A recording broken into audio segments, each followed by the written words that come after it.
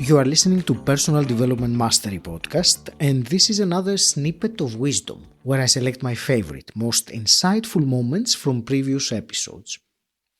Today's snippet comes from my conversation with Johnny Elsasser, the host of the Art of Masculinity podcast. And it is about the challenges men face with expectations of masculinity and also the emotional side of masculinity and men expressing their emotions. I hope it's as insightful for you as it was for me. The dictionary says that masculinity is a set of attributes, behaviors, and roles associated with men. You know, I'm in the works of writing a book, and in that I actually go into the definition of masculinity. And the beautiful thing about masculinity, or the beautiful thing about understanding etymology, which is the foundation of words, is that when you look at the definition of masculinity, it is very vague and what you can see from that definition, it's not conceptually transferred from society to society. So when people want to say a man is this or a man is that, you're being very subjective in your view of what masculinity is. That's the concept of why I love the name of my podcast, The Art of Masculinity, and why I love diving into this, because of the fact that when we look at masculinity in and of itself, it doesn't transfer from society to society, and it doesn't even really transfer regionally within the United States. Like if you look at somebody from New York and you pluck them out of New York City and you put them down in Alabama, a definition of a man in Alabama is going to be very different from a definition of, and vice versa, if I pluck somebody from Alabama and put them in New York City. So in reality, masculinity doesn't even transfer regionally, let alone cross-culturally. So for us to try to create a standardized version of this and then hold all men to this standardized version, it is a very misconstrued concept that is causing, in my opinion, which is causing the massive influx in depression and sadness and suicides in men worldwide.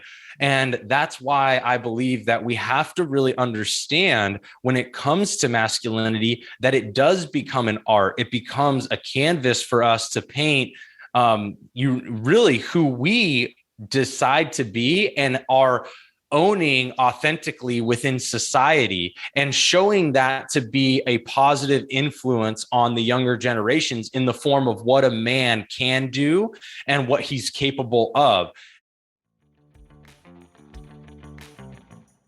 Johnny, I want also to discuss with you the emotional side of masculinity, because I suppose this is also one of the things that many men have trouble with, expressing their emotions. And this is a great topic. I love this topic because I come at it from a way that might be very different from other people, but let's go with the most mainstream. We'll start with that.